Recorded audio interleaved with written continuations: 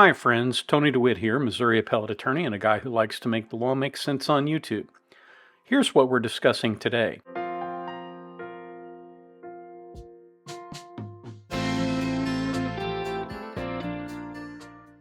You all probably know that there is an archetype in modern fiction of the lovable criminal, the Han Solo type criminal that you root for when he's going up against other bad people. And yes, Han fired first. In that vein, you might remember this clip from a trailer from a movie Payback a few years ago. It starred Mel Gibson. Listen to the tagline here. Get ready to root for the bad guy. Well, that's not the subject of the video today. We are not going to root for the bad guy, but he's still going to win anyway. He isn't a very sympathetic figure, I'll tell you that right now. I find it hard to feel sympathy for the way he was treated by police, but the character at the heart of our story is not a nice guy, not in the least. We're going to be a little bit oblique about some of the references here. It's in the text. If you care to look, you can stop and pause. The defendant here, Mr. Ellis, waited until his girlfriend was out of town, and then he went missing for some reason. The opinion doesn't explain how exactly he went missing or why that's important, but it's tangentially relevant to the issues in the case. Now, some men, and some women too, find no moral constraints in the principle of marital or relationship fidelity. As the song from Finian's Rainbow extolled, when you're not with the one that you love, love the one that you're with. I think cheating is an abominable behavior, but we all recognize that it happens. Cheating is one of those things that serious spouses tend to forgive now and then, although I don't really understand how they ever recover the lost trust. But in this situation, Mr. Ellis did not cheat with another woman, because cheat would imply that he had a willing partner to cheat with. His partner, if that term can be used here, was his girlfriend's sister. Ellis, I suppose, wanted to keep it all in the family. There was just one little problem. He didn't ask permission, and as a result, the girlfriend's sister called police, reported that an unidentified male had paid her a very unfriendly visit, but one that was exceptionally invasive, if you understand what I'm saying. It's been the law since Miranda that if a suspect in a crime, as Mr. Ellis came to be, indicates that he wants a lawyer and does not wish to talk with the police, all questioning must end. It has also been the law that the police cannot do through an agent that which they cannot do themselves. Now, sometimes the police are fortunate. Some might say they are a little more than fortunate in some situations. A jailhouse snitch will ingratiate himself with the suspect, get him to tell him all about what he did, and then he'll run to the police and trade his freedom for the information he got from the suspect.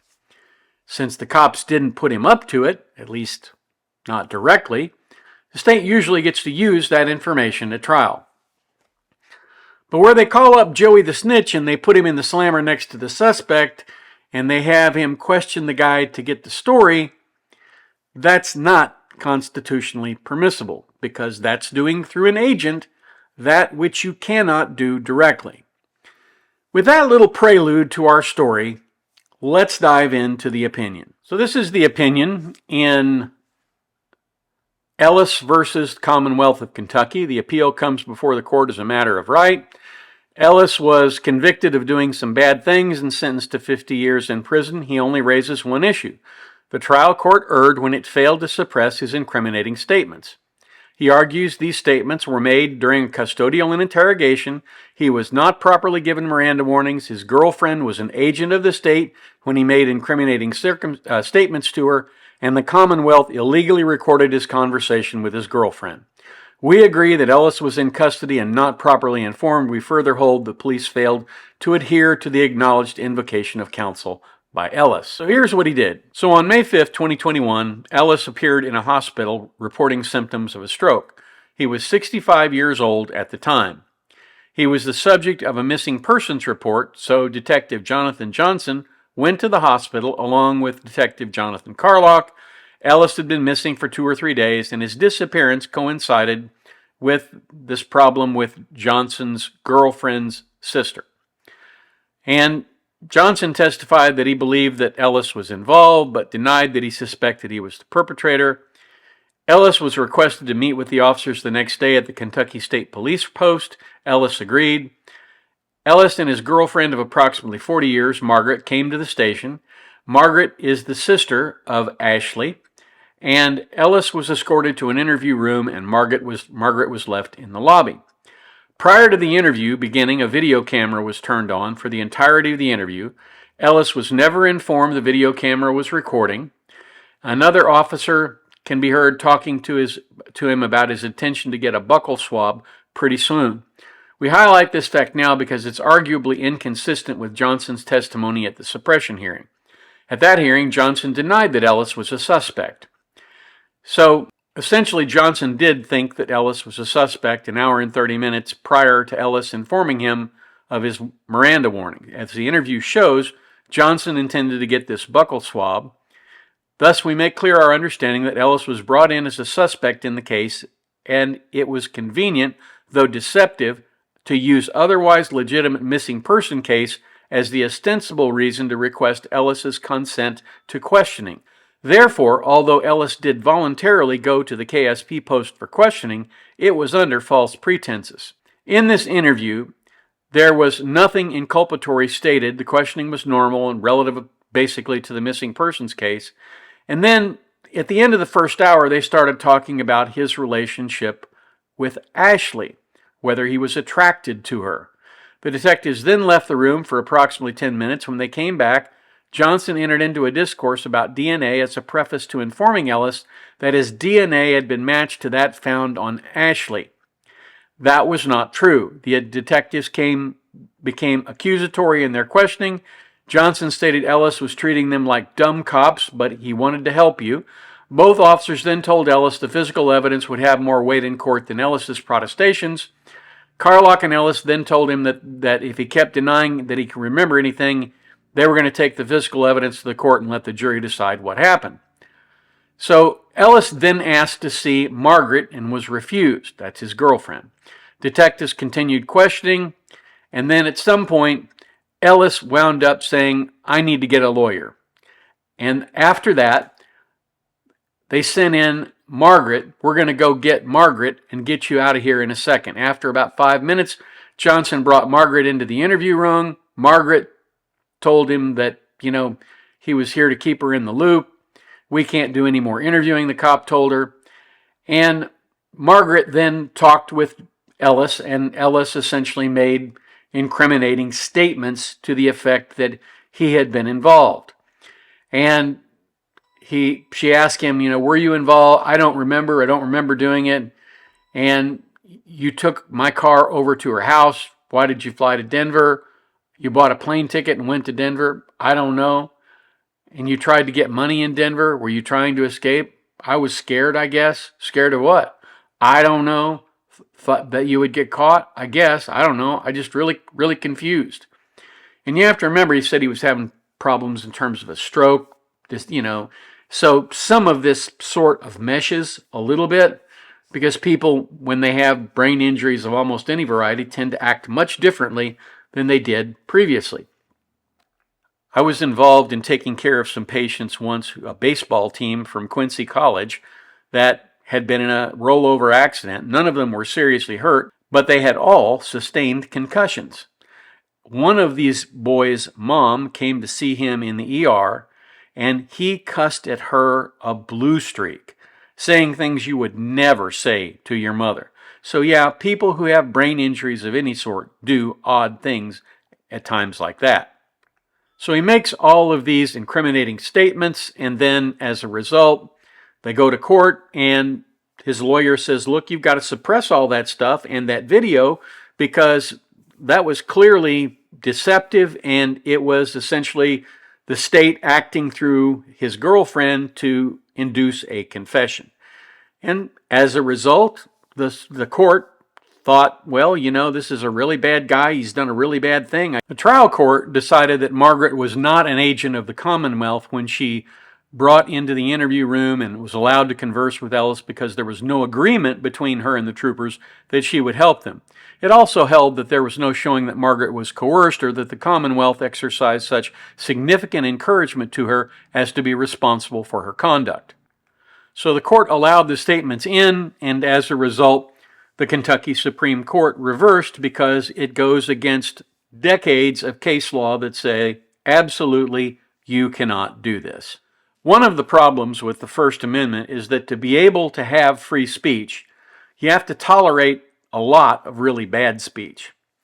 The problem with the Fifth Amendment is that in order for its self-incrimination provisions to have teeth, courts have to enforce it even in cases where you really hate to see the guilty fellow go free.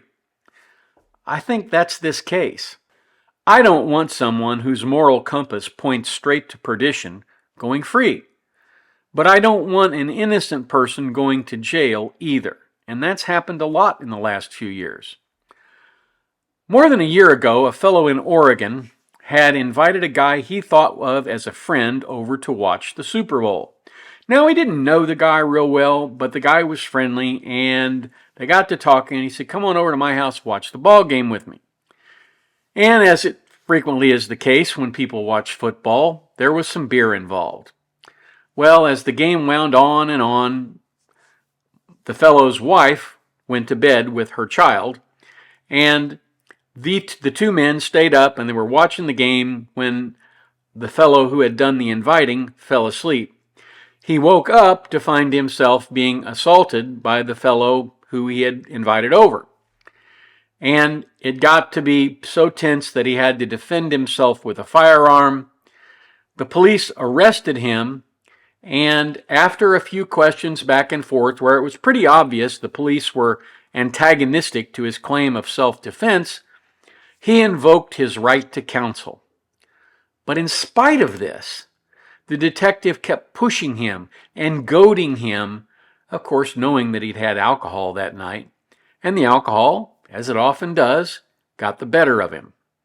He made several snarky and rather inappropriate comments, some of them a little obscene, to the policeman, and in spite of those being made after the request for an attorney, the trial court incredibly admitted them into evidence, and as a result, the appellate court reversed the conviction for murder, finding it likely was prejudicial.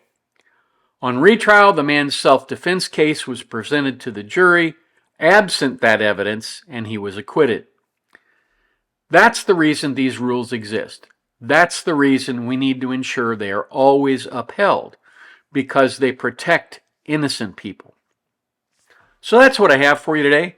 Thank you so much for watching. If you have the opportunity, well, do something nice for somebody today. You know, we can glorify God by making other people's lives better, even if it's just one thing at a time. Our local Publix here has a lady, maybe is 50, 60 years old, I don't know, but she is always pleasant. She's always got a smile, and she can't wait to wait on you, it just seems to me like. So I frequently stop by the service desk and say, you know, that Barbara, she is one heck of a person. And everybody in the management team agrees. And my point is, of course, that if you think somebody is doing a really good job and they do a really good job for you, and you don't tell somebody, how is management going to know? Anything you can do to make somebody else's life better is a good day. Drop any comments down below in the comments or email me at the address above.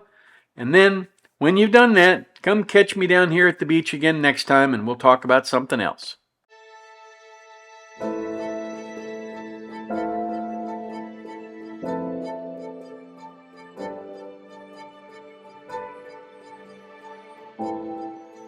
If you like this video, here are a few others you might try, and don't forget to subscribe. Have a terrific day, guys.